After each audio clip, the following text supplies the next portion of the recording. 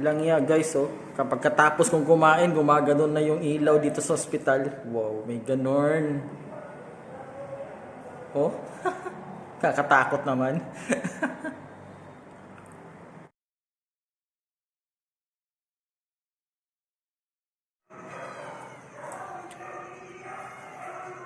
Guys, kanina, kakatapos ko lang kumain, patay sindi yung ilaw. Tapos ngayon, nawala na siya. Kinabahan ako dun.